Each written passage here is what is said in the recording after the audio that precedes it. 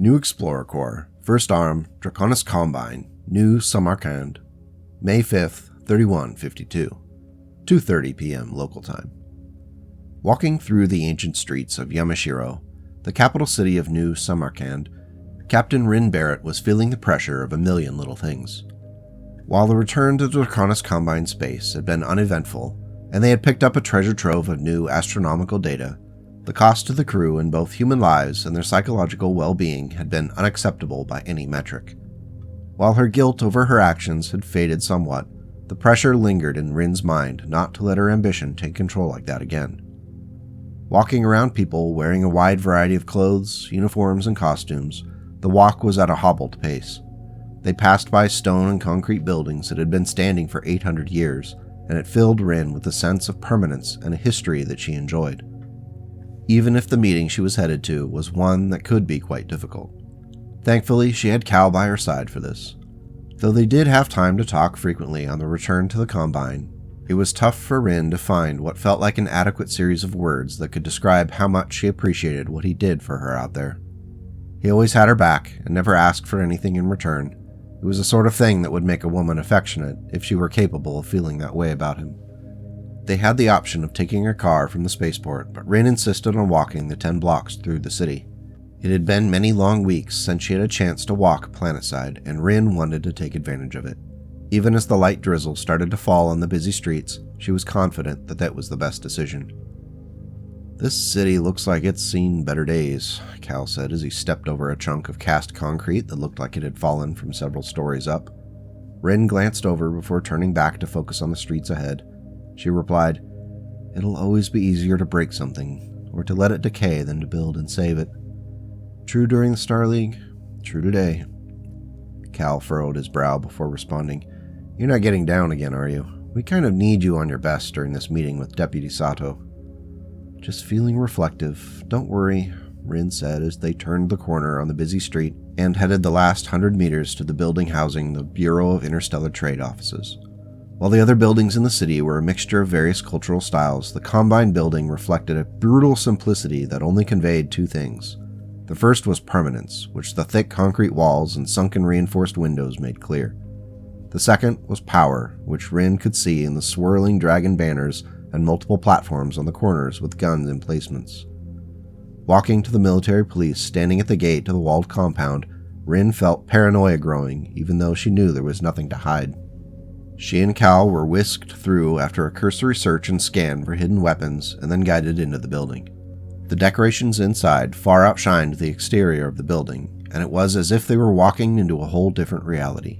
All of the surfaces were covered in polished marble with black and red flecks in it. It had to be a local stone, as it was just everywhere.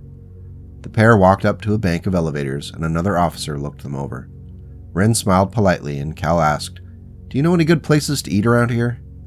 He didn't get a response, beyond a grunt and a thumb directing them to the now open elevator. When the door closed, he turned and started to ask Rin something, when she brought her finger up to her lips. He knew enough to stop, and returned to looking straight ahead. It made sense that everything within this building would be bugged. When the elevator doors opened, the pair of new Explorer Corps officers stepped out onto the pristine marble floor and into the front waiting room. There was a receptionist who looked to be involved in several video calls at once as they walked up to the desk.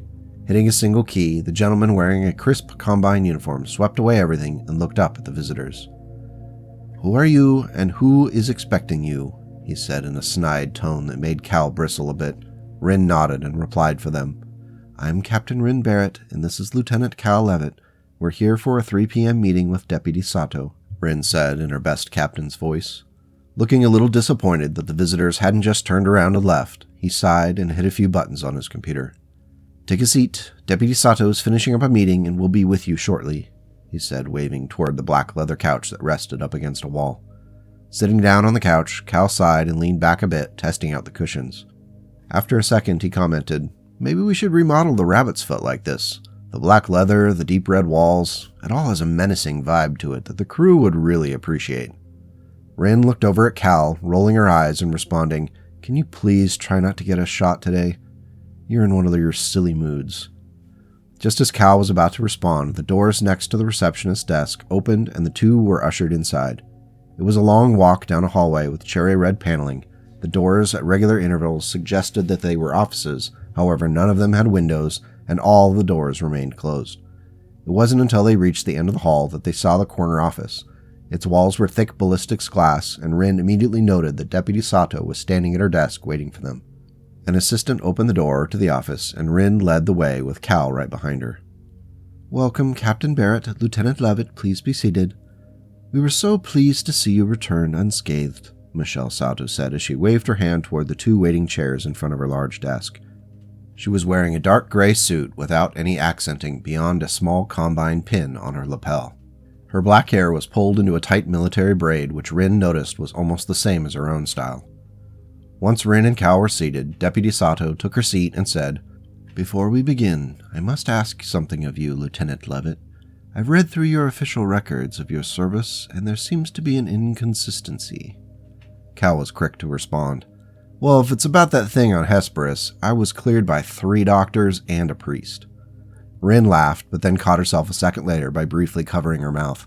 Deputy Sato's face remained blank. After a second, she continued, "At this point in your career and your age, you should be much more advanced in your rank. Can you explain?" "Since we left the service, I never really saw the need to add a new rank. I'll always be Captain Barrett's number 2, and the crew of the Rabbit's Foot understands the pecking order," Cal said with confidence. Deputy Sato nodded and seemed satisfied by the answer.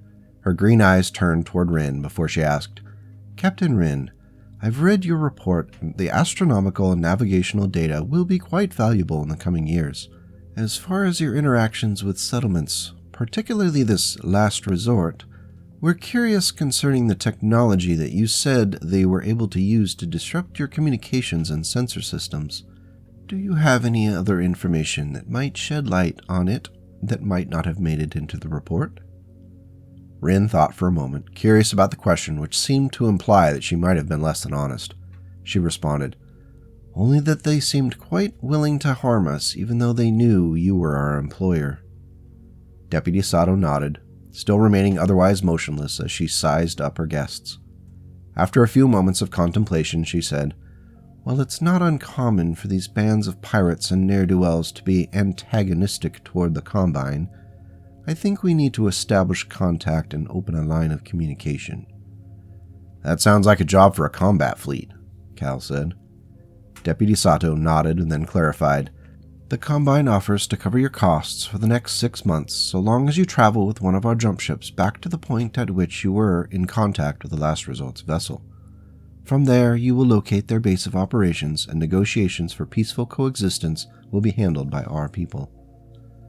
Rin pondered it for a second before asking, "They tried to kill us. I don't see how adding a second jump ship to the fray will even the odds if they decide to try again. How will it be any different?" Deputy Sato leaned forward slightly, placing her hands on the desk before saying, "You would be surprised how much a jump ship with a giant dragon on it can change the math." New Samarkand, May 5th, 3152, 11:30 a.m. Vasil looked down at the technician who was holding out the tablet and scowled at the number he saw on it. After another second, he took the tablet in his large hand and said, "I think you added too many zeros to this bill." The technician scoffed, held his hands out, gestured around his repair shop, and said, "Hey, buddy, we're a long way from your home turf, and this is Clan Tech. I had to buy several tools just to sort out up from down." "Were you able to fix it or not?" Vasil asked, still looking at the screen. "Oh yeah, we're solid, though your small laser was toast. I had to swap it out with a micro pulse laser. Best I could do with what I have, but it'll still cook," the tech said, crossing his arms over his chest. Vasil looked up at him and then handed the tablet back. From his pocket, the elemental pulled out a rolled pouch. From within it, 5 lengths of glimmering gold were removed and placed on the counter, perfectly lined up. Before removing his hand, Vasil said, "I will test the suit before I leave this planet. If it is anything less than functional, you will be hearing from me." "Hey, if you can't trust a shady tech in a rough part of town on the edge of the periphery, who can you trust?" the man retorted. Vasil's eyebrow went up as if it were a serious question, but before he could respond, he felt a tug on his arm. Tenica was at his side, smiling up at him. "Let's get your gear. Olivia says they want us to meet somebody." New Samarkand, May 5th, 3152, 4:33 p.m. 2 hours later, Rin and Cal left with plenty to think about on their walk back to the spaceport where the Ackrai was waiting. The old mule dropship was undergoing significant repairs on the landing strut, which had been wonky ever since that first off-concrete landing. Still, it had gotten them through the first run out into the periphery. With a wash and a few new parts, it was going to get them through the second. Hopefully. When they stepped through the security check and walked out onto the tarmac, a vehicle was waiting to take them out to the dropship. There, among all the repair vehicles and gantries, Olivia, Tenica, and Vasil were talking to a fourth person who Rin didn't recognize.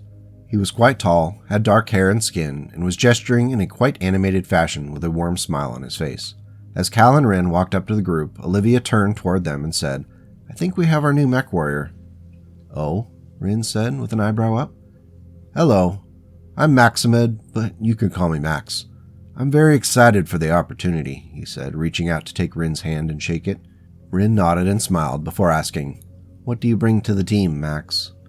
Max smiled and responded, "I served with the DCMS for 10 years, but was retired on a medical disability, though it was a technicality. I'm in top shape and could be of good use now." "Do you have a mech?" Rin asked, searching his eyes for any sign of hesitation in his responses. She saw none. That smile broadened, and Max said, "Oh yes, I have a battle mech." He slid his hand into his jacket and pulled out a small tablet, on which he opened a digital photo of an axeman painted in Combine red and black. He continued, "It was my father's mech, and his grandfather's before him. It served us well." "That's wonderful," Rin said, looking over at Olivia, then Tenica and Vasil. Both the mech warriors were nodding, and even Vasil looked like it was a go, though the difference between approval and annoyance was hard to gauge with him. She turned back to Max and asked, "Do you have any family here?" No family. My parents are gone, and my sisters are both off with their own husbands and children now, so I'm on my own," he said, though his smile faded a bit as he did so. Rin gave the prospective mech warrior one more up-and-down look before saying, "Welcome aboard. Let's get your mech transferred and get you situated." Olivia took the lead and walked off with Max. As they headed toward the main spaceport complex, Rin said, "Well, that helps with the MechWarrior situation. However, we still need some aerospace backup." "I think we can help with that," Tenica said, stepping forward. "There's a Raven dropship at the spaceport on a trade mission. Vasil and I met a few of their crew at the bar last night.